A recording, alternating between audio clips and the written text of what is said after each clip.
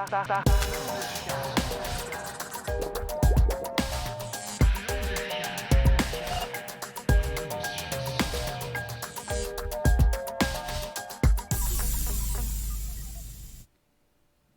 à tous, bienvenue à Centre Sciences pour ce nouveau rendez-vous Parlons de Sciences.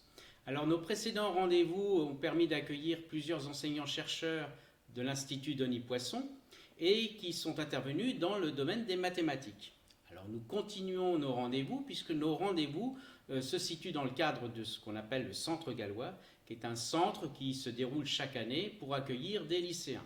Cette année, pas de lycéens à cause de la crise du coronavirus, mais nous continuons nos interventions.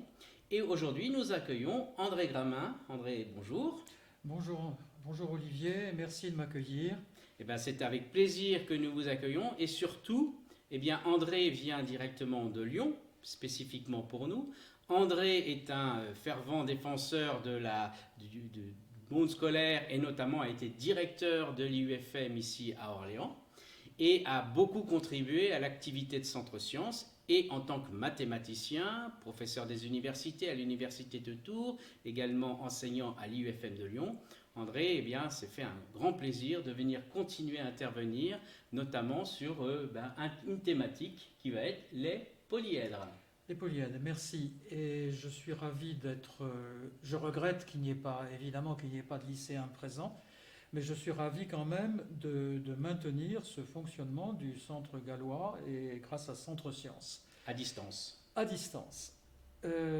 Aujourd'hui, je vais parler de ce que j'aime bien, c'est de la géométrie dans l'espace. Nous ferons la connaissance des polyèdres et en deuxième partie, nous essaierons d'en fabriquer. Exactement. Voilà. Je te laisse la parole. Alors, les polyèdres, ce sont des figures de l'espace à 3 dimensions. Voici un certain nombre de polyèdres que j'ai fabriqués moi-même. C'est dessiner une figure à 2 dimensions, ça se fait avec un crayon, une règle, un compas, etc. Pour faire des figures à 3 dimensions, c'est un peu plus compliqué. Il faut des ciseaux, de la colle et de la patience. Alors ici, ce sont tous des polyèdres. Alors qu'est-ce que ça veut dire polyèdre ? Je vais écrire. Polyèdre, c'est un mot qui est composé de 2 parties. Poly, qui est un mot grec qui veut dire plusieurs, et èdre, qui veut dire face. Alors, regardons. Les faces de ces polyèdres, ici, les faces sont des polygones. Et ici, un peu de vocabulaire, les arêtes, ici, et les sommets, ici, des polygones. Alors, polygone, vous voyez que c'est un mot qui ressemble. Polygone, c'est la même chose, mais dans le plan. Poly, ça veut toujours dire plusieurs, et gone, ça veut dire angle. On va parler de polyèdres, réguliers. Pour les polygones, on sait ce que c'est un polygone régulier.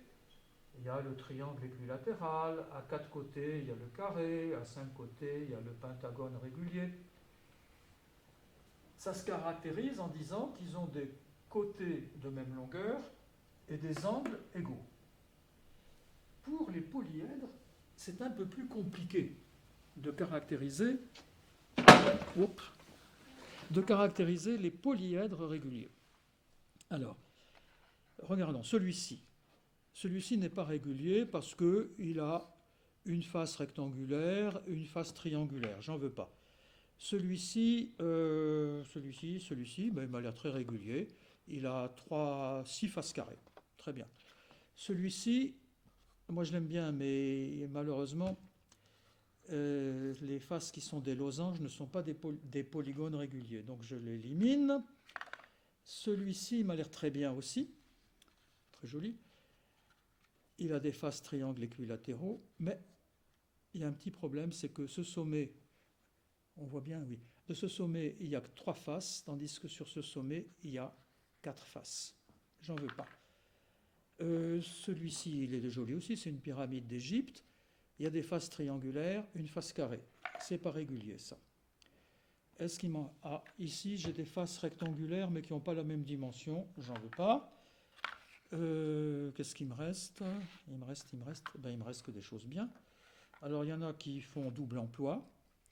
Ces deux petits... Tiens, ça, c'est exactement ce qu'on va faire à la fin de la séance, hein, en deux parties de deux couleurs différentes. Mais je garde le grand, qu'on voit mieux, hein, qui est le même.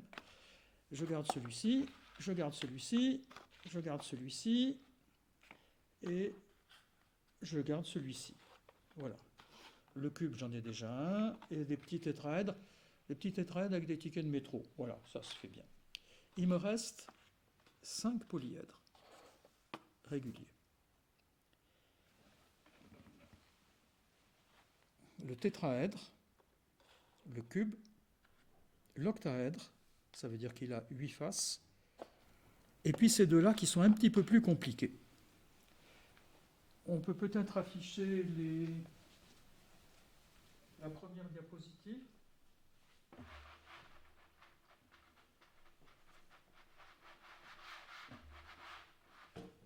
Alors je dis le résultat. C'est qu'il n'y a effectivement que 5 formes de polyèdres réguliers. Et ça, on le sait depuis l'Antiquité. On les appelle les polyèdres de Platon. Platon, c'est un philosophe grec du siècle de Périclès, de moins 400.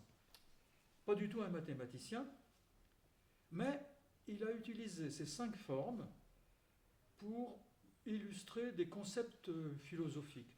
Il y en a un pour l'eau, un pour l'air, un pour le feu, un pour l'univers, et puis je ne sais plus quel est le 5e, ça doit être la Terre. Ce n'est pas notre problème. Plus près de nous, Johannes Kepler, qui est un mathématicien et astronome, on va arrondir à 1600, hein. C'est tout de même bizarre. Dans la nature, il y a 5 polyèdres réguliers, 5 formes, et il y a 6 planètes dans le ciel. Alors, il s'est dit, les planètes, donc Mercure, Vénus, la Terre, Mars, Jupiter et Saturne. Et il s'est dit, voilà, le rapport entre les rayons des orbites de 2 planètes, donc quand il y a 6 planètes, il y a 5 intervalles.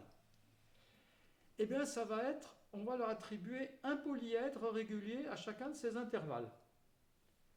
Et le rapport des rayons des orbites, ça va être le rapport des rayons de la sphère circonscrite et de la sphère inscrite au polyèdre régulier. Eh bien, c'est à peu près vrai. Et tout ça, si vous voulez, c'était tellement saisissant de voir qu'il n'y avait, cette surprise, qu'il n'y avait que 5 possibilités d'avoir des polyèdres, des formes de polyèdres réguliers dans l'espace à 3 dimensions. Et c'est vraiment une contrainte de l'espace à 3 dimensions. Question, André, y a-t-il ces polyèdres, y a-t-il moyen de les retrouver dans la nature ou dans d'autres circonstances, pour les jeunes notamment? Alors, ils ont été inventés par les Grecs de l'Antiquité. Ils figurent dans les éléments d'Euclide, qui est le plus ancien livre de géométrie que nous connaissions, qui date de moins 300. Mais, si on peut passer la diapositive, récemment, grâce au microscope électronique, on a pu voir dans la nature des molécules comme ça, c'est des atomes de carbone qui se sont organisés. Alors, ils ne se sont pas tout à fait organisés ni dans l'un ni dans l'autre, mais dans un espèce d'hybride de ces 2 polyèdres. Voilà. Et puis, pour les gens qui s'occupent de football, le même patron géométrique, c'est le ballon de football du Danois Nielsen. Voilà. Donc ça existe aussi dans la nature. Alors, les questions qu'on va se poser, nous, c'est pourquoi 5 ?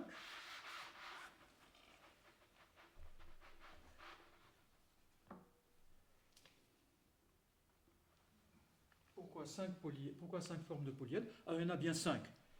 Il n'y a qu'à regarder ce que j'ai fabriqué. Et puis ici, là. Et puis, dans les éléments d'Euclide, on démontre leur existence. Et moi-même, quand je faisais cours à Bac+4 à l'université, je faisais un cours sur les polyèdres réguliers. Je découvrais que mes étudiants, il y en avait un certain nombre qui ne savaient pas, qui n'en avaient jamais entendu parler, qui découvraient. Et je faisais un cours comme une application de la théorie des groupes, de l'algèbre. Ici, on va faire de la géométrie. Alors, ce qui est intéressant, c'est de voir qu'il n'y en a pas plus de 5. On va le voir de deux façons. Je vais m'installer à la table pour montrer. La première façon, géométrique. Alors, je suis venu avec du matériel qu'on trouve dans le commerce.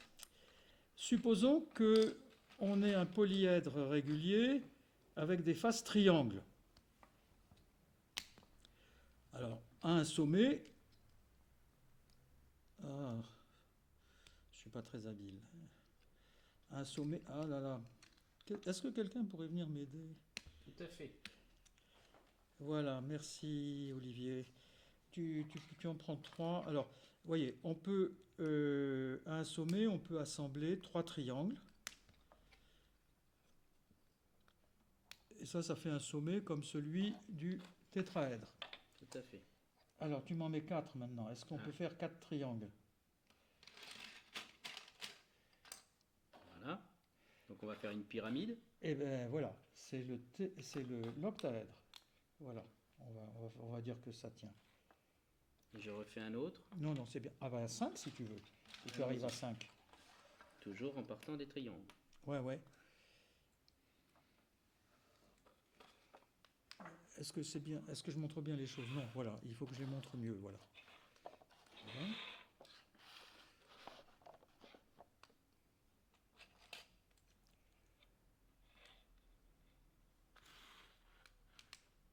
Et voilà, à 5. Eh bien, ça va être lequel? Ça va être celui-ci, qu'on appelle l'icosaèdre. Et après, si on essaye de mettre 6 triangles, qu'est-ce que ça va faire? Eh bien, ça ne va pas faire un polyèdre, ça va se mettre à plat. Je ne sais pas si j'en ai appris assez. On va faire un hexagone. Ça va faire un hexagone, ça va être à plat, ça ne va plus faire un polyèdre. Tu les poses simplement. On ne peut pas, effectivement, dans ces cas-là, on ne peut pas faire. Alors, les carrés, ben, on peut en mettre 3. Ça va faire le cube. Et si on essaye d'en mettre 4, qu'est-ce qui se passe? Ben, on a un carré plat. C'est plat. Donc, 3 pour le carré. Et puis les pentagones. Donc 4 au maximum. Ah ben oui, parce que si tu essayes de mettre, un troisième pentagone, regarde, ça va. Ça va pas. Ça va pas. Donc finalement, en regardant ce qui se passe en un sommet, on peut mettre 3, 4 ou 5 triangles, 3 carrés ou 3 pentagones. On ne peut pas faire plus. Alors, il y a des mathématiciens ou des élèves qui aiment mieux les calculs que la géométrie. On va essayer de voir ça par le calcul. On va utiliser une relation qu'on appelle la relation de Euler, comme disent les Français, ou de Euler, comme disent les Suisses. Il est né en 1707 à Bâle.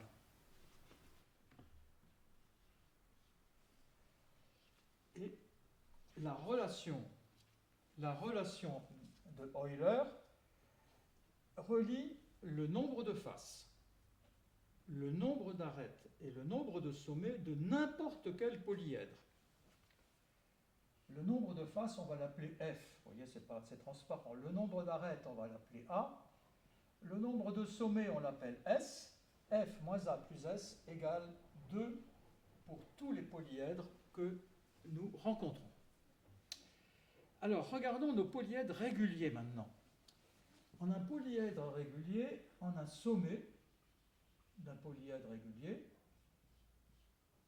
qu'est-ce qui part? Eh bien, il va partir, on va dire, petit f face. Et aussi petit f arête. Et sur une face d'un polyèdre régulier, il va y avoir petit s sommet. J'écris un peu petit, mais ne vous inquiétez pas. Et petit s sommet et aussi petit s arête. Alors maintenant, on va réfléchir. On regarde une arête. Une arête, elle a deux extrémités. Le nombre des extrémités des arêtes, c'est 2 fois A. Et ces extrémités, on en trouve F à chaque sommet, et il y a grand S sommet. Donc c'est petit s, grand S, petit f. Et ces arêtes, chacune fait pour 2 faces, on en trouve petit s à chaque face, donc il y en a aussi grand F, petit s. Là, c'est tout simple. Il suffit de compter. Alors maintenant, qu'est-ce qui se passe dans notre formule, dans notre relation de Euler?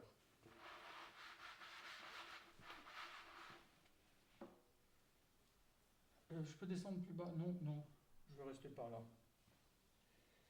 Et bien, F, c'est 2A sur petit s. Vous voyez, ça, je fais comme un prof de maths, hein, je fais des calculs. Moins A plus grand S, 2A sur petit f, égale 2. Je vois que si je divise par 2A, ça va être très intéressant. Je vais avoir 1 sur S plus 1 sur F. 1 sur S plus 1 sur F égale 2 sur, j'ai divisé par 2A, donc égale 1 sur A. Et 2 divisé par, et A divisé par 2A, ça fait, excusez-moi, j'ai mal écrit 1 sur A, plus 1 demi. Eh bien, vous allez voir, merveille des mathématiques, ceci nous permet de démontrer qu'il n'y a pas plus de 5 polyèdres réguliers dans l'espace. Petit s et petit f, c'est le nombre de côtés ou le nombre de faces à un sommet, c'est au moins 3. Donc ça, c'est pas plus de 1 tiers plus 1 tiers. Ça dépasse 1 demi de pas grand-chose. Et il faut que ça dépasse 1 demi si on veut pouvoir calculer 1 sur A qui est positif. Alors on va essayer. S et F. S égale 3, F égale 3. 1 tiers plus 1 tiers égale 2 tiers. 1 sur A égale 2 tiers moins 1 demi égale 1 sixième. Grand A égale 6. Il y a 6 arêtes. Et combien il y a de sommets? 3. 6 fois 2, 12. Divisé par 3, 4 sommets. Et combien de faces? La même chose. Donc 4 faces et 4 sommets. F égale S égale 4. Vous avez un magnifique tétraèdre régulier. Et essayons maintenant S égale 3, F égale 4. 1 sur A égale 1 tiers plus 1 quart moins 1 demi. 1 tiers plus 1 quart, 4 et 3, 7, ça fait 7 huitièmes. 7 huitièmes. Non, 7 douzièmes. Excusez-moi, 7 douzièmes. 7 douzièmes moins 6 douzièmes, c'est égal à 1 douzième. A égale 12. On s'aperçoit à ce moment-là que, qu'est-ce que j'avais pris? Petit s égale 3. 24 divisé par 3, ça fait 8. Donc le nombre de faces est 8. Et le nombre de sommets, c'est 24 divisé par 4, c'est 6. Donc nous avons ici l'octaèdre régulier. Si on permute 4 et 3, le même calcul nous donne toujours 12 arêtes, mais 8 sommets et 6 faces. C'est le cube. Pour terminer,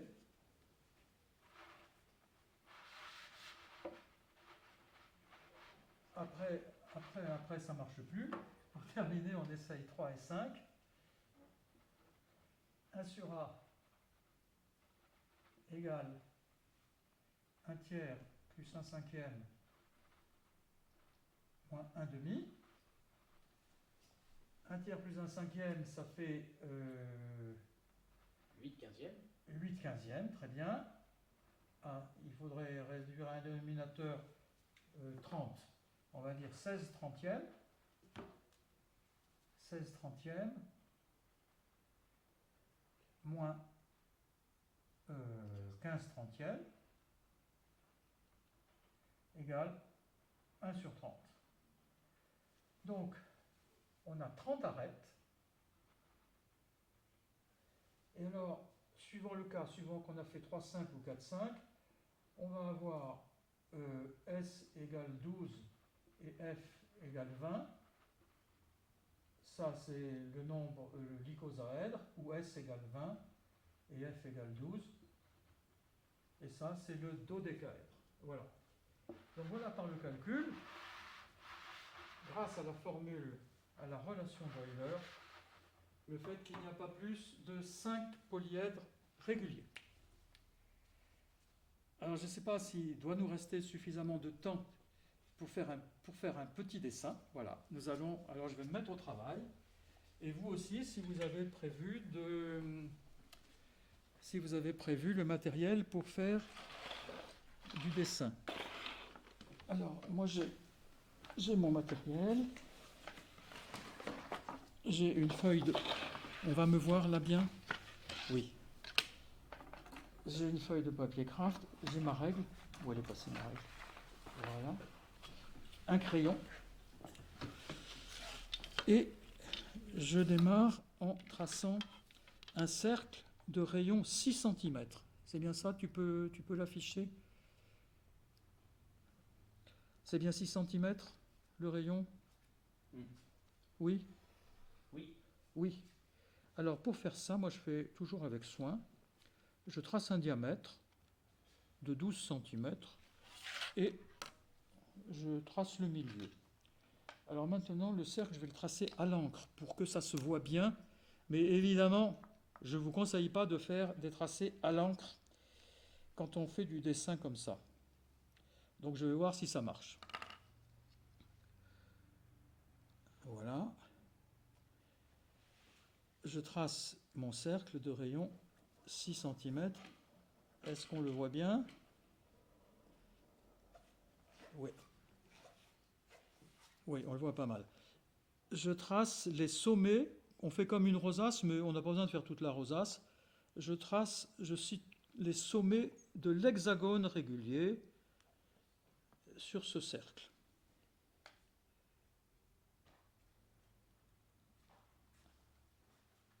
Et maintenant, je vais prendre un crayon qui se voit bien. Voilà. Je trace. Le but du jeu, c'est de tracer ce qui est affiché ici. Donc je trace les côtés de l'hexagone régulier. Il y en a 6.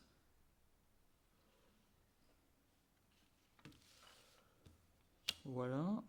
Il me reste encore un peu de temps. Oui, oui. Oui, alors je ne sabote pas, je m'applique. Hein. Voilà. J'espère que de votre côté, là, les auditeurs, vous faites pareil. Mais de toute façon, vous aurez toujours tout le temps de le faire après la fin de la conférence, tandis que moi, je suis un peu pris par le temps. Hein. Voilà. Alors, ensuite, j'ai besoin des milieux des côtés. Alors, c'est pas par hasard que j'ai choisi un nombre pair, 6 cm. On le fait à la règle graduée sans se casser la tête, hein, pas à la règle et au compas. On va avoir les 6 milieux. Tac.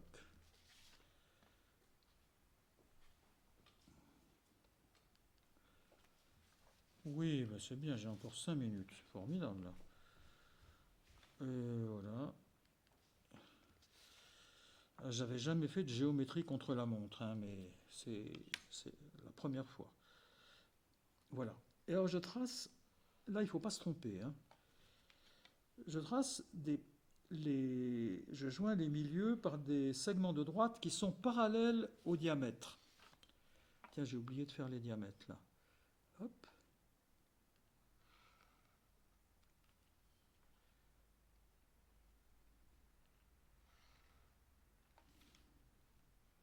Ah, il me manque un milieu. Vous voyez ce que c'est de se presser là. Hop.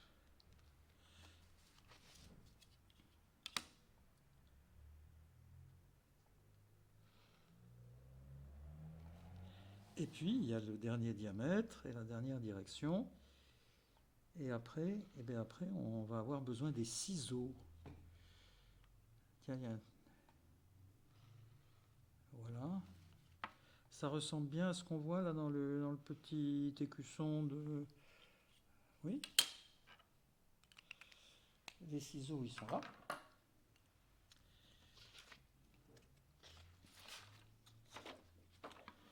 Je prends les ciseaux et je découpe mon hexagone.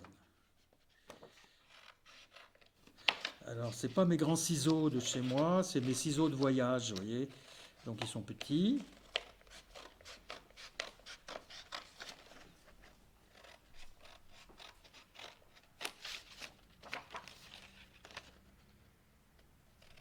Alors, je l'ai fait à l'encre, les dessins, donc je me suis mis de l'encre plein les doigts. Tchac, tchac, tchac. Hop.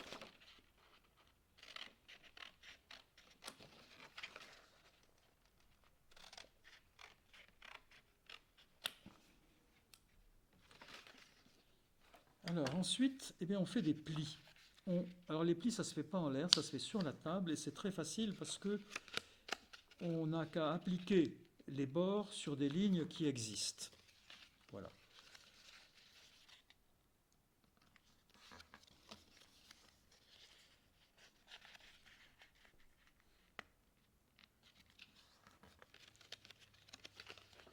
Eh bien écoutez, il n'est pas si mal que ça, hein.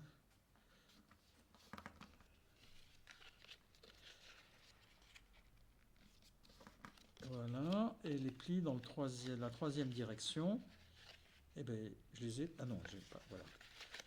Il y a 3 directions, il y a donc 3 x 3, 9 plis que j'ai fait.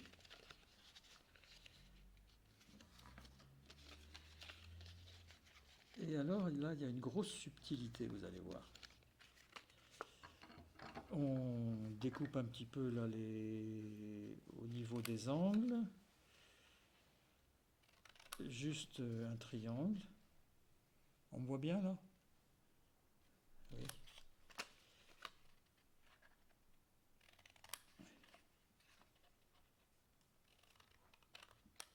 Et puis il y a un des rayons où on va un peu plus loin. Et ça, c'est ça la subtilité. C'est que pour réussir à faire ce cône-là à 5 pans, et ben voilà comment on fait.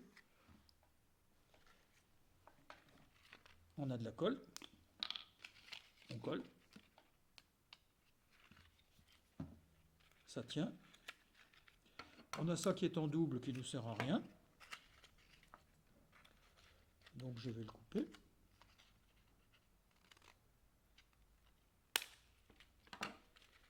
Et voilà. Et j'ai un demi icosaèdre comme celui-ci. Avant le début de la conférence, j'en avais fait un autre. Il n'y a plus qu'à les emboîter l'un dans l'autre. Alors ça peut prendre du temps si on s'y prend mal. Si on s'y prend bien, ça va tout seul. Mais ça peut prendre du temps, vous voyez. Donc je ne suis pas sûr que j'arriverai avant qu'on me sonne l'heure pour...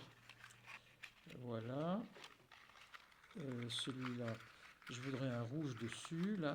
Hop. Effectivement, ça n'est pas si simple. Ça n'est pas si simple.